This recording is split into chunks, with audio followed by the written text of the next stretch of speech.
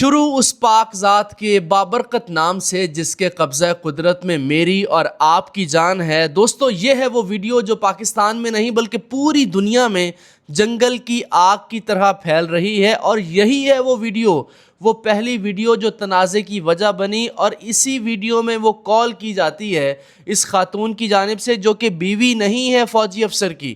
اسلام آباد کے صحافیوں نے کھوج لگائی ہے اور انہوں نے بتایا کہ یہ بیوی نہیں ہے، جو کہ بہت سے ٹاؤٹ صحافی یہ بتا رہے تھے کہ جب آپ کی اہلیہ کو، جب آپ کی وائف پہ کوئی حملہ کرتا ہے تو پھر آپ آ کے گولی چلاتے ہیں۔ اب گولی چلانے والا معاملہ بھی ایک پاکستان آرمی کے ایک سینئر ترین ریٹائرڈ جنرل نے وہ قانون واضح کر دیا ہے، اور میں آپ کو بتا دوں پاکستانی فوج نے یہ واضح کیا ہے کہ جو قانون ہوگا، جو آئین ہے، جو پاکستان ملٹری قانون ہے، اس کے مطابق اس کو سزا ملے گی۔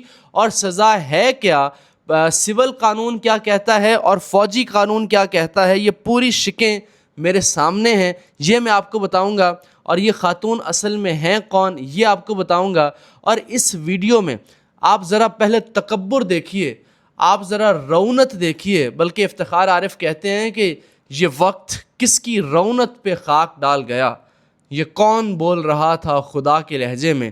میں آپ کو ذرا سب سے پہلے وہ معاملہ بتا دوں کہ ایک سول علاقے میں ایک وردی پہنے فوجی افسر کیا اسلحہ لے کے جا سکتا ہے، اور پرائیویٹ اسلحہ۔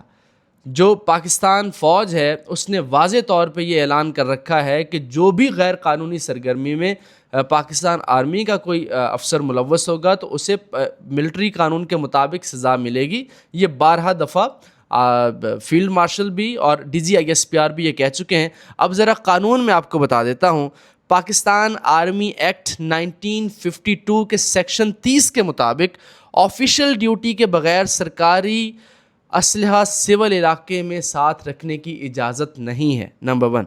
نمبر 2، پاکستان ملٹری ایکٹ 1952 کے سیکشن 59 کے مطابق اگر کوئی فوجی افسر سویلین حدود میں ایسا جرم کرے جو سول پینل کوڈ PPC میں جرم ہے، تو آرمی ایکٹ کی شک 59 کے تحت یعنی 59 کے تحت ملٹری عدالت اسے سول قانون کے تحت ہی سزا سنا سکتی ہے۔ تیسری چیز، تعزیرات پاکستان کے سیکشن 506 کے مطابق اسلحہ لہرانا لوگوں کو ڈرانا مجرمانہ دھمکی کے زمرے میں آتا ہے، اور پاکستان آرمی ایکٹ 1952 کے سیکشن 42 کے مطابق آفیشیل ڈیوٹی کے بغیر سول ممنوعہ علاقے میں اسلحہ لے جانا ڈسپلن کے خلاف ہے، جس پر ملٹری ایکٹ کے سیکشن 55 کے تحت کورٹ مارشل کی کارروائی ہو سکتی ہے۔